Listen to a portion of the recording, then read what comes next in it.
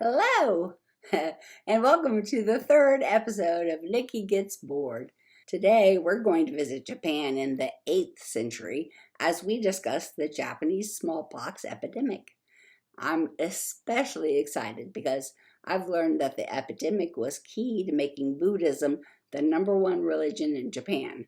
We'll learn how an emperor changes Japan from a country that worships many gods to a country of Buddhists.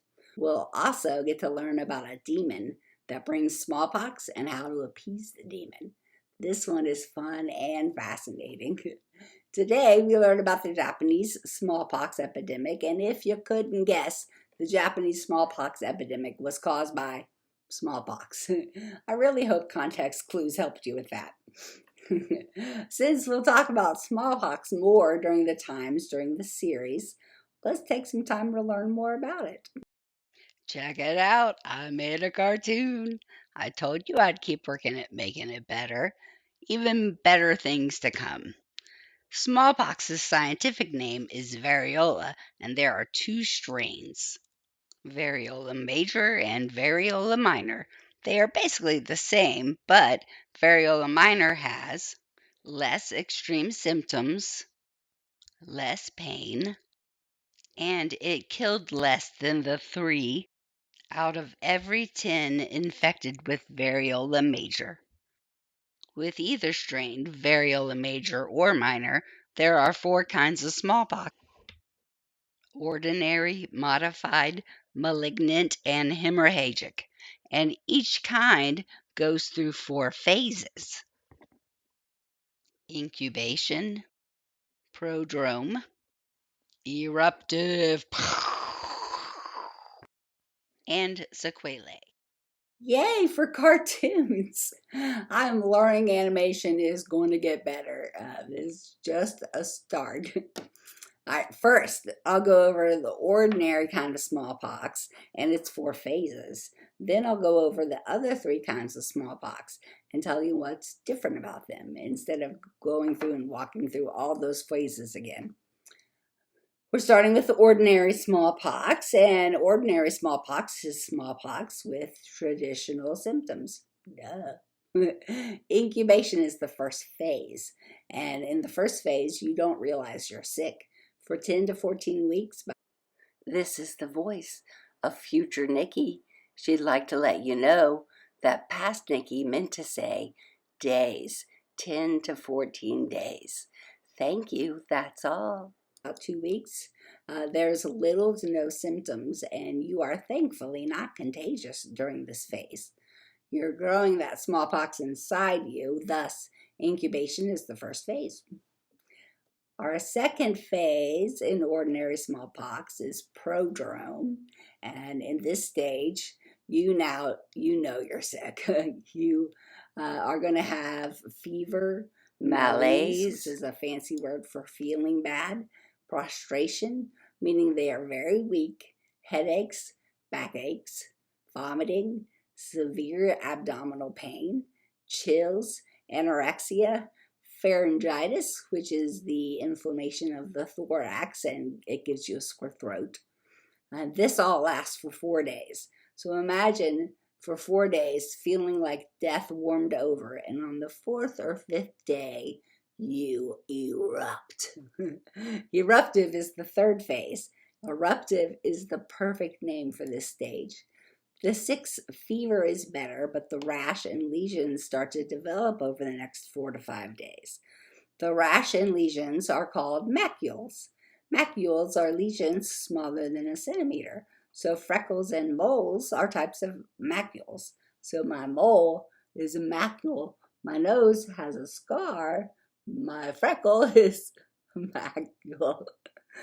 You needed to know that. Anyway, and the sick advance from macules to papules, and that's solid lesions. Solid, they get hard. 1 or 2 days later, they'll get vesicles, which is liquid-filled lesions. So now you got liquid in there, and then the vesicles become pustules, which is lesions filled with pus. So liquid changes to pus. And finally, on the 9th day, they crossed over scab, and then the crust and scabs fall off. A person is contagious until that last scab falls off. And if you make it here, you are on your way to health, unless you are an unlucky person who enters the fourth phase.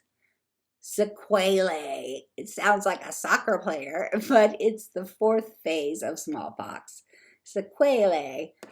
I'm probably saying that wrong. This phase is the long-term effects phase. Smallpox can lead to other potentially terrible things like blindness, encephalitis, which is the inflammation of the brain, osteomyelitis, which is the inflammation of bone and bone marrow. I didn't know your bones could become inflamed, much less your bone marrow. Stillbirths may happen, spontaneous abortions, and infertility in males may also happen. So getting those long-term effects of smallpox, it sounds terrible. Those are the four phases of ordinary smallpox. There are still 3 types of smallpox, each with their own 4 phases that are named the same. Instead of going over each of the phases, I'm just going to tell you what's different about them. So ordinary was first, the next is modified. Modified in this version of smallpox happens if you've had the vaccine and you still get smallpox. It's not as bad and lasts way less time. Does that sound familiar? This is what vaccines do. You may still get sick, but it will be way less worse because your immune system has what it needs to fight off the illness. Getting vaccines is very smart. With them, you are way less likely to die. All right, a third type of smallpox is malignant. Instead of bumps, you get flat, smooth marks. It's rare, it's very rare, and it usually happens in children. It's due to a deficient immune response, and it's usually fatal. So AKA, if you don't get your child vaccinated for smallpox, they are open to get malignant type of smallpox and likely die. Hemorrhagic is our last type. You can get it even if you have been vaccinated, and it usually just affects pregnant women. It has a short incubation period, and it has much worse prodromal symptoms, including dusty erythema, which is flaky skin, petechia, or spots on your skin caused by broken blood vessels, skin and mucosal hemorrhages, that means your nose and skin bleed, profound toxemia, multiple organ failure, and death will hit you 5 to 6 days after the rash starts. So let's say you get your vaccine. Good for you. And then you get pregnant. Congratulations. Then you happen to be hanging out with a friend or someone who doesn't have a vaccine. And if they happen to give you smallpox, you and your baby will both die. I was going to get pictures to show you, but they were too gross to share. So if you dare, look it up for yourselves. Hemorrhagic smallpox. If you couldn't tell, vaccines are a hot topic subject for me. And if you'll allow me a sidebar, and of course, you have no choice, there's a reason why so many Americans are afraid to vaccinate. In England, back in 1998, a guy named Andrew Wakefield and his colleagues placed an article in a health journal stating that the measles, mumps, and rubella vaccines may cause behavioral regression and pervasive developmental disorders in kids. People took that to mean autism, and the story caught fire. It spread like the bubonic plague through the Byzantine Empire. And even celebrities got on board and preached, hoping to warn parents against vaccines. The problem is, the article was absolute crap. Other doctors and scientists looked at the article and immediately thought, incredulous icebergers. This isn't a good study, and the results cannot be trusted. Why? Well, there are rules to doing scientific studies to make sure you get the most accurate data. For instance, you should have a large selection of participants to make sure you don't have just a coincidence. Andrew Wakefield had 12 children in his test. 12. It's not even a baker's dozen. Can you imagine taking 12 kids and based just on them come up with every single child's course of education? No, that would be stupid. And that is how stupid this scientific study is. Your participants should be picked randomly, and there should be a double-blind study done. That means you have a control group that doesn't take any medicine, a group that gets medication, and a group that gets a placebo. And they should all be assigned randomly to these groups. So 12 participants aren't enough to do any of that with. And Andrew Wakefield handpicked his participants, negating any sense or reason from their study. Bye-bye, sense. Bye-bye, reason. Bye-bye, truth. You also have to maintain ethics while doing a study. Not only did Andrew Wakefield do this study on children without the appropriate ethics parental checks, but he himself was using the study to gain money. That's right, greed, the ultimate sin maker, was his reason for publishing this. Turns out he was getting paid by a lawyer that was trying to win a court case saying autism was caused by vaccines. He made up this crap study to throw a court case and get money. Immediately after the article was posted, scientists all over were up in arms. Many of them did their own accurate and ethical studies with an appropriate amount of participants and found it's not true. Vaccines do not cause autism. It's just not true. Andrew Wakefield was stripped of his license. The article was removed. The journal printed a fix and an apology. Most of Andrew Wakefield's colleagues apologized. Andrew Wakefield did not. He and his colleagues were found guilty of deliberate fraud, picking the data that suited their case in order to get financial gain, scientific misrepresentation, and ethical violations. All guilty. Guilty. That should have been the end of it. But instead, Andrew Wakefield moved to America. He got rich anti-vaccinators to pay him to continue spreading lies. He still says his findings were accurate, and he has even made a movie about it. He is a king to the anti-vaccination crew all over, but especially here in the United States, where we are free to believe whatever we'd like. There's a book about him, and it's called The Doctor Who Fooled the World by Brian Deere, in case you want to know some more. Thank you for my sidebar. All right, let's get over to Japan during the 8th century. I know very little about Japan, actually all of Asia. It's not something I was taught in school. I mostly got Western European lessons in history. Shame on our school systems. Shame. Studying Japan in the 8th century, I found it's pretty much the same as far as people go. You're going to have your emperor, his court, nobles, and the peasants that worked for hardly anything to make the rich richer. Funny how we still haven't gotten any better at that. Japan was also in the longest dry streak it had ever had. Buddhism had only been introduced to Japan about 200 years before the smallpox outbreak. So back in 500-something, the emperor wasn't so sure about Buddhism. His nobles gave him a hard time. They thought worshiping a foreign god wouldn't be good for their country. But the emperor, he wanted to know for sure.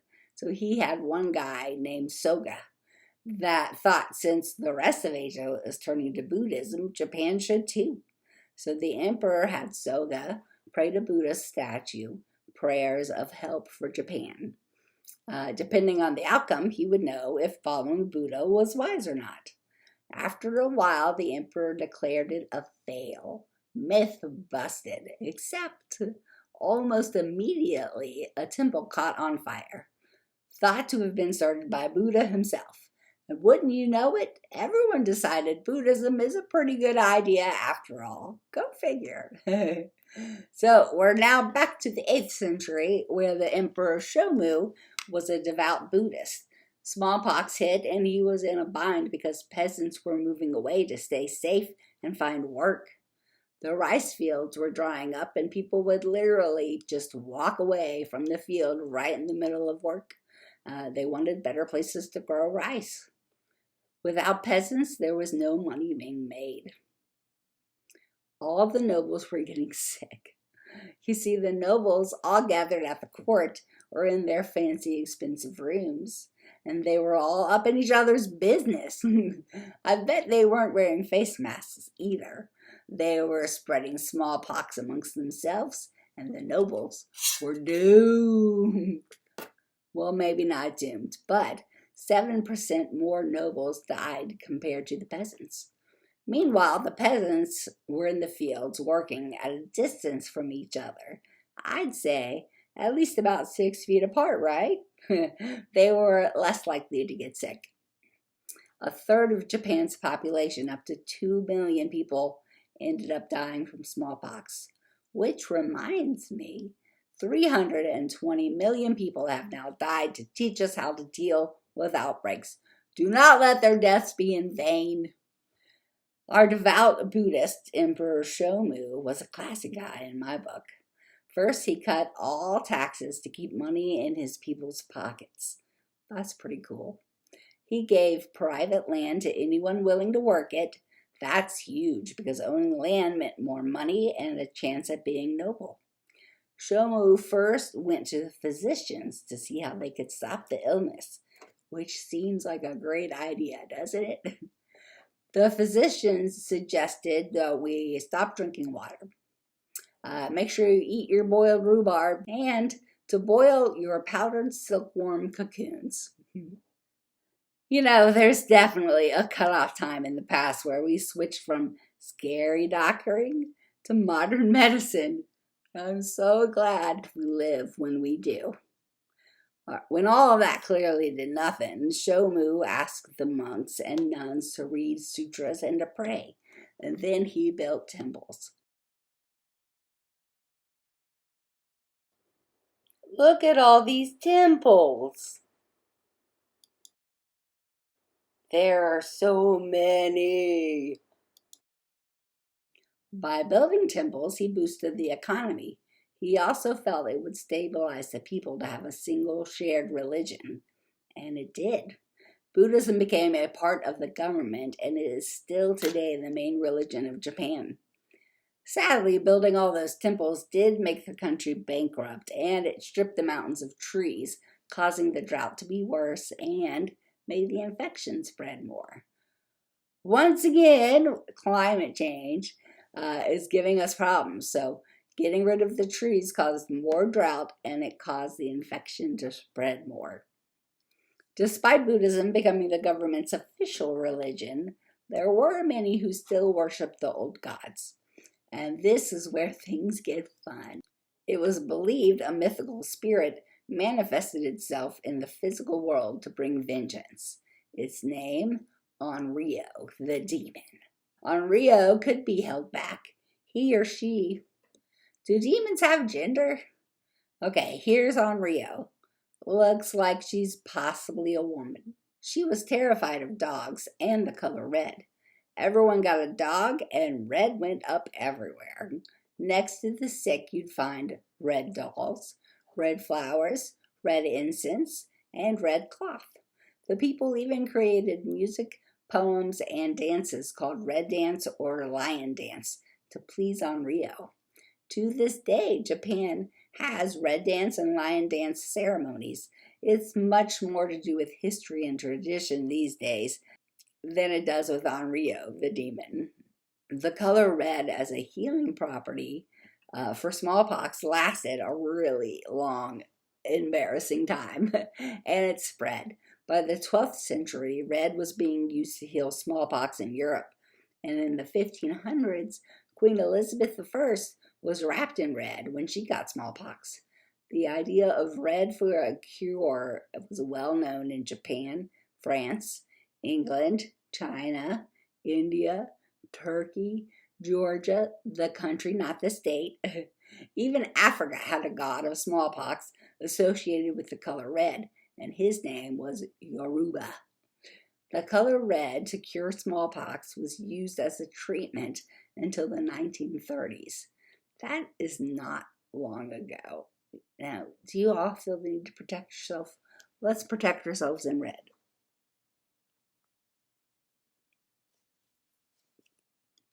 I'm now protected from Onryo the demon. Hello. Oh, goodness gracious. So, the 1930s was not that long ago. If either of my grandparents had gotten smallpox, they would have been wrapped in red, probably would have died. I'd never have been born, and you wonderful people wouldn't have my nuggets of learning. And you know what?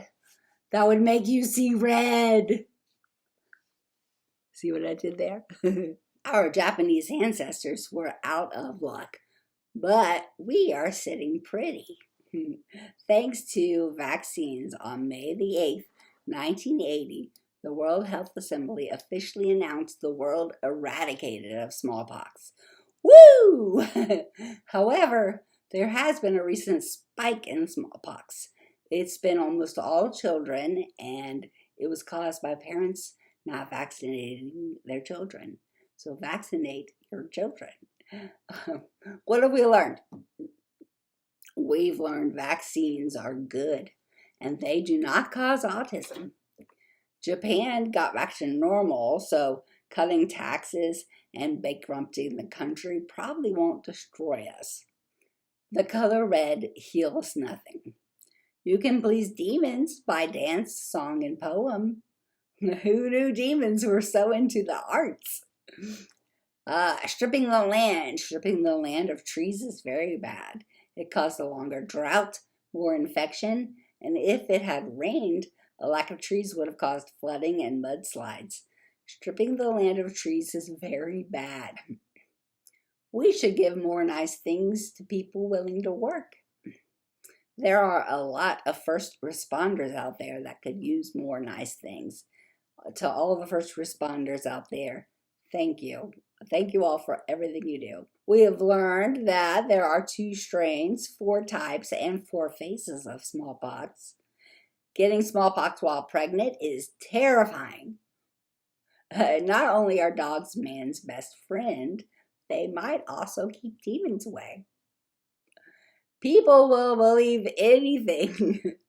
And we are very lucky to be living with the current science and medicines that we have that actually mostly work. Hopefully in another century, humans will be thankful they don't have to live in the 21st century because things will advance so much that we will just like laugh at today's medicine. What did you learn in this show? Share it in the comments. Today, since we visited Japan and we have poems to do, I thought I would end this with a haiku. Actually, 5 haikus would be appropriate for today's poem. So a little haiku or 2 for you to listen. Delicious ear treats. Variola, whoa. Major and minor, oh no. Don't want either, yo. Nobles now all dead, field hands all fled, with much red to stop the sick beds. Buddhism starts so small. Buddha burns, a temple falls. Buddha now for all. Onryo, demon, dance you lions the red dance. Smallpox will not win. We made it to the end. I hope you enjoyed the show. If you're feeling inspired, write some haikus in the comments and I'll read some in a future show. Today, go tell someone you appreciate them. You never know when the chances you have to say it will stop. So say it and say it often. I love you all. I do. Mwah, mwah, mwah. Kisses. And I'll see you the next time Niki gets bored. That was a long episode. Good morning, everyone. I'm going to do a short ALS update since that episode was so long. And I wanted to show you one of the exercises that I do every morning. This is my Cough Assist T70. And I use it every day in the morning and at night. And it's a lung exercise. And all I do is I hit therapy. That loud noise lets me know it's working. And then I breathe into it. And what it does is it very loudly pushes air into your lungs, filling you up all the way, and then just with as much force sucks it out. So if I were ever choking on anything, then it would just be sucked right out of there. So it's very helpful. It also keeps my diaphragm moving. My diaphragm is getting weaker. When your diaphragm is no longer able to move, you can no longer breathe on your own. So for ALS patients, breathing exercises are a huge, huge plus. And that's it. I'm going to do one little suck for you. You probably won't be able to see it, but my lips do go when it sucks back, and it's fun. So here we go on therapy.